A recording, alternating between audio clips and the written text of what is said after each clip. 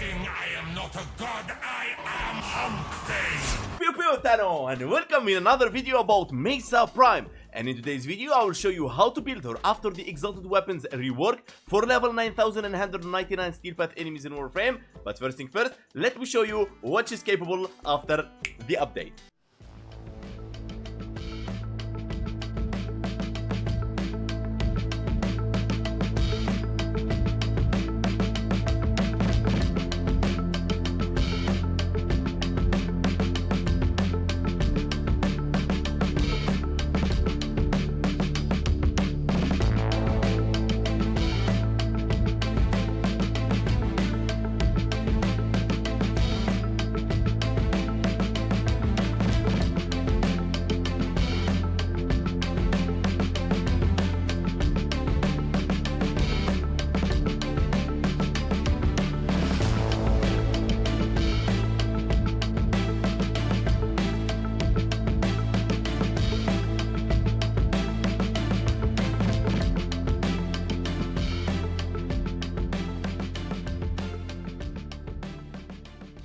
Boom boom, and that's Mesa Prime against level cap. Don't forget to like and subscribe for more content, much appreciated, and thank you so much for your support.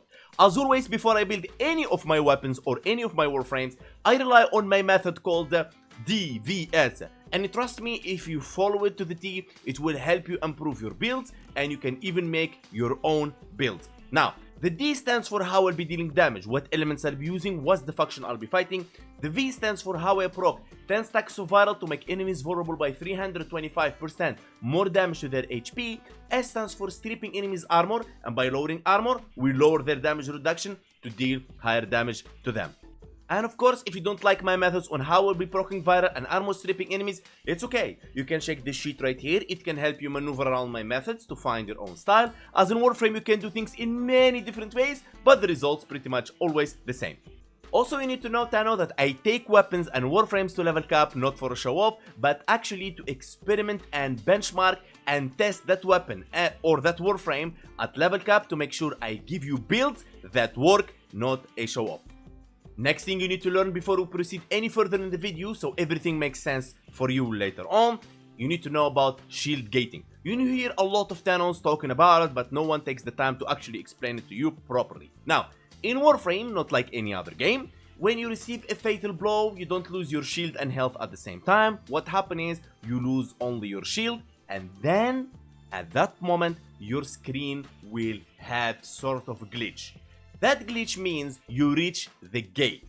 The gate is a point between your shield and your health, and during that gate you become invulnerable. Means God mode, means tank, means you don't die, means you are like technically Thanos, okay? So, but that invulnerability is not forever. It has a certain duration. That duration is affected by how much shields you have. As you can see the chart right here, it's capped at 1150 for 2.5 seconds and vulnerability. Alright, so what is shield gating exactly? Shield gating. Shield gating means returning your shields every time you reach the gate. Returning your shields every time you reach the gate before the enemies get a chance to hit you on your health, and that pretty much will lead to your death. Okay? But how you shield gate technically? There is many ways to do this. One, you can actually go with shield regenerating builds, where you hope for the shield to regenerate really fast during the gate. Or you can use with or without a mods like Brief Respite and so on and so on. When you use an ability, it gives you a portion of the consumption of the energy into shields, and that will help you return your shield. Or you use Helmith abilities, for example like Condemn or Pillage, to get back your shields. This is like a small guide in a video on how to shield gate and so on. If you want a full video about it, let me know in the comments below. Let's go. And of course, I can't give you a build without explaining her kit for Thanos that want to learn about her or want to know about her kit in more depth. Her passive: shoots dual wielded sidearm 50% faster and reload single-handed sidearm 25% more rapidly, gain 50 bonus health when not using melee weapons. Of course, you're not gonna be going without melee weapons, but her passive is okay, and I hope the developers in the future rework her passive into a better version, and that's what they should do when they take a frame from normal version to prime. They need to enhance his kit, the passives, the abilities, and so on, instead of just throwing a couple of extra HP and shield. Doesn't work that way. Ballistic Battery is her first ability. When activated, this power stores damage caused by guns. When triggered again, that damage is channeled through the next gunshot. It's nice, not bad at all, but this is what you want to replace for Helmet ability, and that's pretty much it. It got an augment called Ballistic Bullseye. Augment, the shot gains a 50% final critical chance bonus based on the amount charged. Really nice, but it's for a different style and different build. Now, you need to remember, when you go into level cap, it's not about throwing as much strength and as much power. It's not about that. Level cap means a build scales from low to the end game, where you need to balance between damage and survivability. That's how you do it. Shooting Gallery is her second ability. Gives an ally extra damage while jamming the guns of nearby enemies. This power shifts between team members. Now, this is how you will CC nearby enemies when they're like shooting you. Pop, pop, pop. Oh, the gun is jammed. Oh my god, what are we gonna be doing? Right, so you get the point. Now, the augment, Muzzle Flash. After 6 kill assists by player with Shooting Gallery, Mesa's next shot will blind enemies within 12 meters for 6 seconds. It's really amazing augment in theory, but... and it's nice actually, not bad, but I don't like to use it, honestly. So I skip it. But of course you can experiment with it, alright? There is no build, there is nothing called like written on a stone. You can just experiment and so on. I'm here to show you my opinion and my build and what I think. Sharing with you, not changing your mind. Now, we got the third ability. Envelops Mesa in a barrier of energy, reflecting back incoming bullets damage. Also, it gives you damage reduction capped at 95%. Now, the issue with damage reduction in Warframe, that the damage reduction, even it's 98%, or even if you manage to get 99% damage reduction, the problem is your HP and your shields. They don't scale. So, enemies at level cap will hit you with millions of damage, so 1% with a lot of enemies hitting you at the same time, it's not gonna be okay, because your health and shields is very low. But if your health and shield scales with enemies level, and then we can have a conversation about shield with let's say damage reduction builds that goes to level cap, and they are reliable. You can, of course, but they are not really reliable. Then it's got an augment called the Staggering Shields. Reflects bullets have a chance to stagger enemies. The base 50% chance increase with power strength. Not bad, but I skip it. Pacemaker, and it's her exalted weapon, and this is what we're interested in today, as it's the best ability in her kit, hands down. And after the update, you can actually equip a arcane on this exalted weapons, which is her regulators. With intense focus, Mesa draws her regulators pistol, shooting down her foes in rapid succession. Really amazing with damage multiplier, and it got an augment. You choose to use it or not, depends on the level of content you're playing. Mesa Waltz, for example, I really love it and enjoy it, but the movement is not really amazing, okay? It's really like gonna be like but moving slow, right? I like to use it to low in mid-game, where if enemies knock me down, they will not pretty much be able to kill me. Okay, so that's how I use Mesa Waltz in. Now, if we move now to her regulators and her Mesa Prime builds. Let's go. First thing first, you need to understand that I use my method DVS, and DVS can be many different things. But for today's video, you need to understand the regulators are modeled with Toxin and Magnetic. Toxin bypasses any type of shield and hurts any type of health. And Magnetic increases your damage against enemies with shields and against enemies with overguard. Now, keep that in mind. Now, everything will make sense in a second.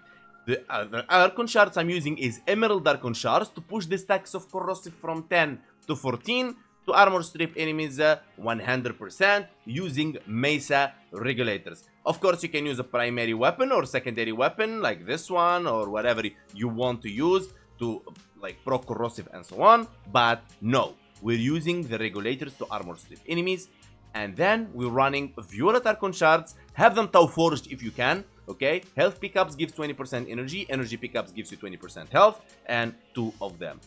Now, if you're not gonna be using the same arcane on my regulators, you will have, for example, to go maybe with full 2 pass Archon shards to increase your critical chance, and I'm gonna talk to you about that in a second. Just follow me step by step. Please don't skip the video because things will not make sense to you. So, really quick. Regulators with Toxin Magnetic, and we got 2 Emerald Archon shards to push the stacks of Corrosive from 10 to 14, and then we got the 2 Violet Archon shards for converting health to shield, health to energy, energy to health, whatever. So, the build will go like so. Brief Respite. This is the key where any enemy, like for example, the Eximus Electric or the Jade or whatever, or Heat, or Bombarders or whatever, going to hit you even if you are invisible. Brief Respite will help you to shield gate. Every time an enemy takes down your shield, cast any abilities, Brief Respite will do the magic and you boom, good to go. If you're playing low to mid game, use whatever aura you want, I don't care. Primal Sure-Footed is a 100% chance to resist knockdown. You don't want to get knocked down at level cap because you're pretty much going to get one-shotted. And if you don't have it, and I hope DE put this mod, please DE on Barukitir, so we close this case forever. If you don't have this one, of course, you can go for the Handspring, as I believe is the best option. Otherwise, you can go for Mesa, Waltz, and you'll be good to go. Where is the Mesa Waltz? I think right here. This one, okay? So you can be moving and so on, very good to go. Streamline for efficiency, Rolling Guard to roll, means you dodge. Dodging is rolling, technically.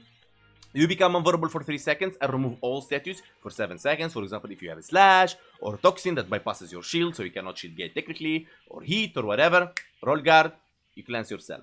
Now here is the trick with the 2 Emerald Archon shards. Archon Vitality, 55% ability duration, abilities that inflict Toxin, as the regulators considered as an ability, and they proc Toxin, that will lead to applying corrosive statue effect as well. So all you need to do is apply Toxin and comes with it corrosive, and then if the enemy is tanky enough, means you need more power, and this will give you the boost to actually armor strip it, because the regulators are really powerful and stripping them is not like, you're not gonna be able to strip the enemies because they're dying way before even they get armor stripped. Catalyzing shields in this part will play the old school style. Of course, you can take it off if you don't want it, or you want to play or put something else in there. What it does, it will reduce your shield, and it gives you 1.33 second full shield gate immunity duration. Because if we take it off, for example, like so, and we look at our shield, we get 1.2. Now, it's not bad, it's not good, but it's alright.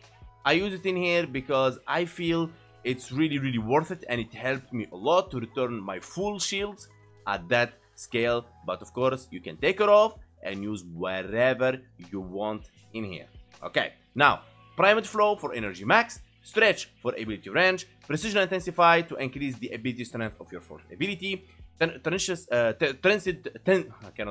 Transient Fortitude for ability strength and minus ability duration, and that's pretty much it. One more thing, Catalyzing Shield is what you want to replace if you're using, for example, a Helmith ability, where you need, for example, to use an Augment in here, or any of that sort, or if you want to increase more the, let's say, the strength. Okay, you can equip their Intensify, like this one right here. You can equip Intensify, but you need to take down Precision Intensify because you cannot equip them both at the same time. But then you're going for a different build, or you can go, for example, if you're going to low to mid game, you can equip the Blind. Where is the Blind? The Blind. Here you go.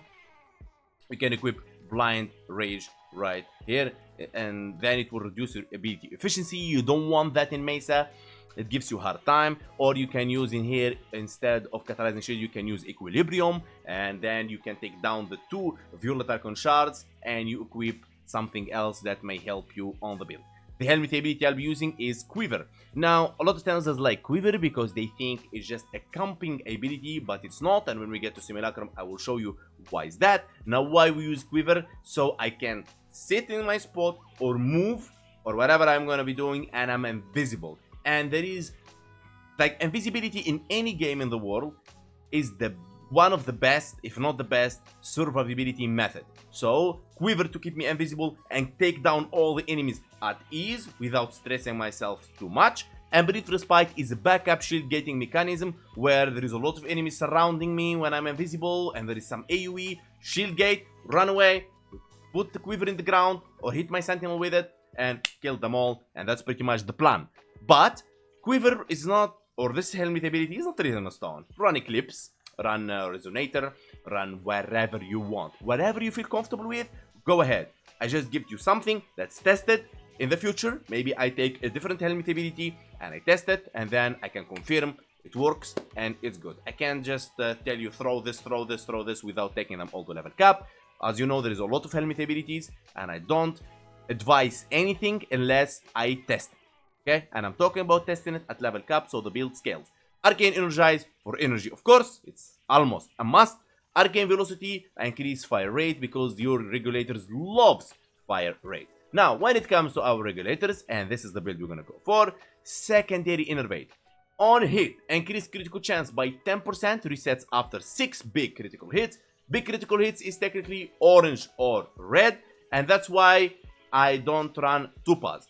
Just so you know, during this level cap run, I run Topaz. One Topaz. I had one Topaz, I ran it, I was testing something, and my theory was right. The less critical chance you have, the better. Now, of course, having Pistol Gambit will be alright, because still with the Pistol Gambit, you'll be doing yellow crits. So you want to do more yellow crits at high speed for Secondary Innervate to stack critical chance, so you can do red crits. Topaz pushes you so high on crits, you will be doing more orange, and you don't want that. So don't pass 100% critical chance. Now, Prime Target Crack for critical damage, Galvanized Diffusion for multi-shot and on-kill more multi-shot, Lethal Turret for fire rate and multi-shot, Magnetic Might for magnetic and critical damage. Now again, magnetic against shields and against overguard, the game doesn't tell you in here. Now, also, the Primed Expel Grenade is multiplicative damage against the faction that you are fighting, and this we use them mostly when enemies pass level 500 as they become way higher EHP, but in any way, guaranteed on me that if you don't want to use multiplicative damage mods, you can run Hornet Strike and you'll be good to go. Guaranteed, tested, and you'll be good to go. Primed Pistol Gambit for critical chance, and it's replaceable if you want to use anything you want. For example, you want to add more, let's say, fire rate. You want to put more critical damage from Mercilized Gunfight. You can put wherever you want, and you'll be good to go. Pistol Pestilence for Toxin Statue Chance, Galvanized Shot for Statue Chance on kill, 40% direct damage for statue type affecting the target. Now remember, we're proccing Toxin, comes with the Corrosive, and we're proccing Impact, we're proccing Slash, we're proccing Puncture, and we're proccing Magnetic. So all these statues. Also, our companion will be proccing Viral, and will be proccing Heat at the same time. Now before we go to the companion, of course, you can make your regulators proc corrosive only, and with the 2 Emerald Archon Shards, you can armor strip just with the regulators. But I believe this way you can be better. Furax Wraith, all we care about here pretty much is the, what is it? The Amalgam Furax Body, 45% fire rate for secondary weapons. Why the Furax? Because this mod is technically for the Furax. Simple. And I run it with melee crescendo, and then what you want is you run something called Bronco right here. I don't like this because I don't want to keep doing my finishers, blah blah blah blah blah blah, but you can go for secondary outburst. On swapping to secondary weapons, consume all combo multipliers to increase secondary weapon critical chance and critical damage by 20% per combo consumed. Now this will play a little bit against the Innervate, which I don't like, but the critical damage is nice, but don't rely on this method much. Just go for the Furax just for the fire rate and you'll be good to go. You can even skip the Furax. It's not a must. I've tested it against level cap without the Furax. You'll be good to go. And if I tell you something you don't take or you can replace, trust me. Now, Sedu is nice as it can prime enemies for you and you'll be good to go. As you can see, gas, radiation, magnetic cold, puncture, whatever. And now when it comes to Nautilus, we'll be running like so. Cordon to pull the enemies, Duplex for the clones, Assault to attack, Vacuum to pull the loot, Manifold for more Cordon, Shield Armor Health, Reinforced Bond for fire rate, Tenacious Bond for critical damage if your Sentinel weapons has more than 50% critical chance. The best Sentinel weapons is Verglass Prime, but it requires a Riven with critical chance to reach the 50% plus. As you can see, we're running heat and viral, and here is the viral that will make enemies vulnerable by 325% more damage to their HP. Otherwise, you can flip the Shadow with viral and you'll be good to go. Alright, now, if you don't have Verglass Prime, you can run Prime Laser Rifle, Full Cloak, or the Burst Laser Prime until you get a Riven for the Shadow, for the Verglass Prime.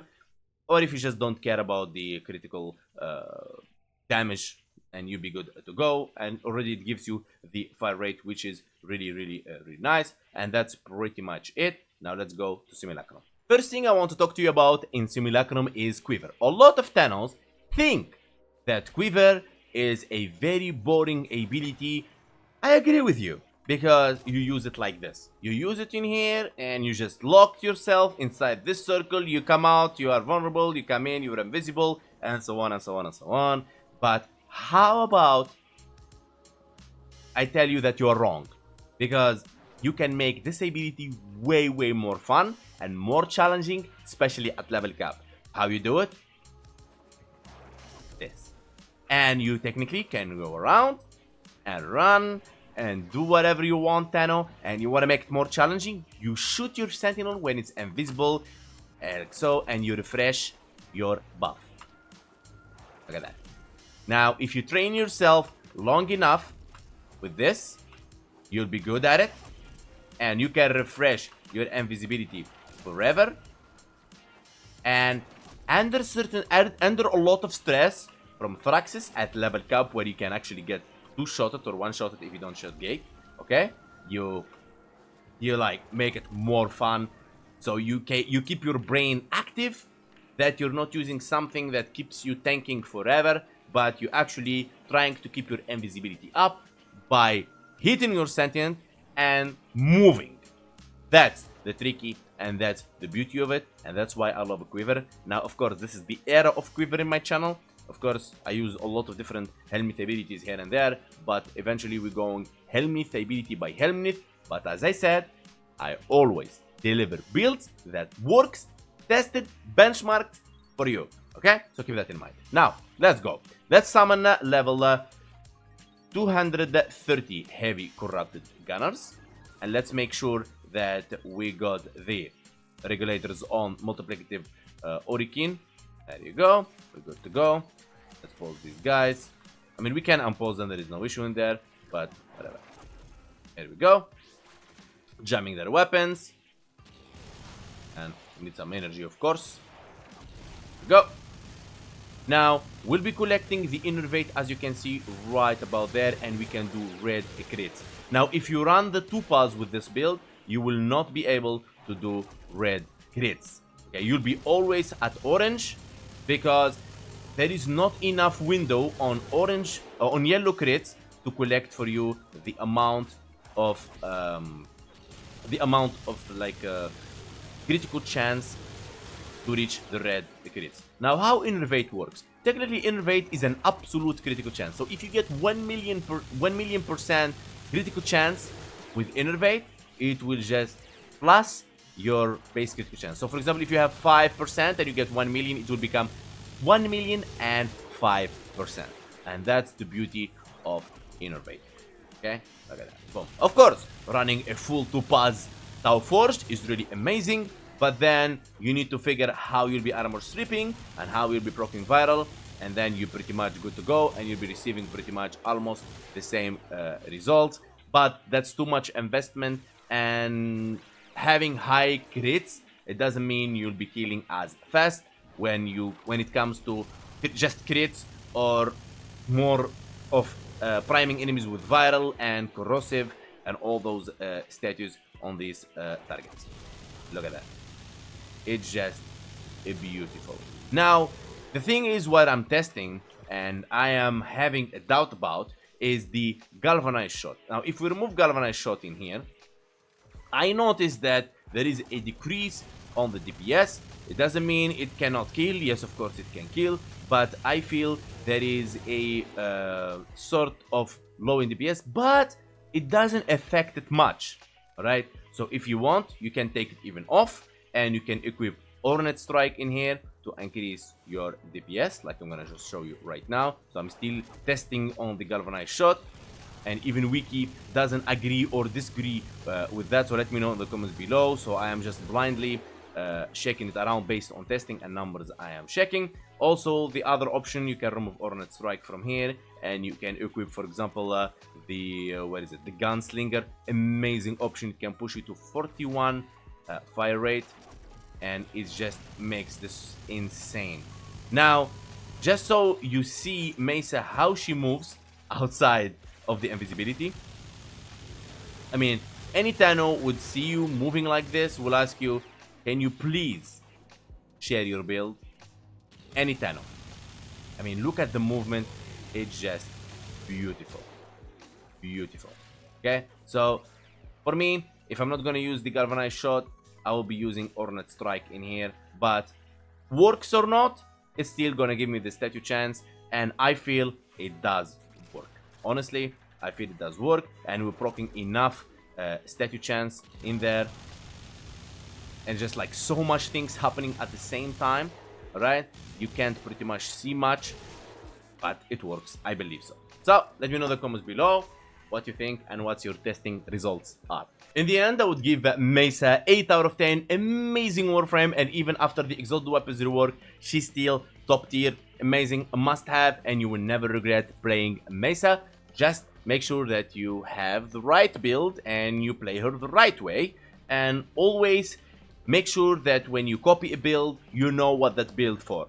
If it's very powerful and can kill low game mode, just take it and so on, but don't expect that to go to level cap because you will struggle on survivability if the build is capable of scaling from low to the end game, so you're copying the right build. I want to say thank you so much for watching, and thank you so much for supporting me in any way, liking, subbing, commenting, following, joining my Discord in the description, or follow me on Twitch, or follow me on TikTok. Thank you so much, guys, for all your support. Now remember, every day we learn something new.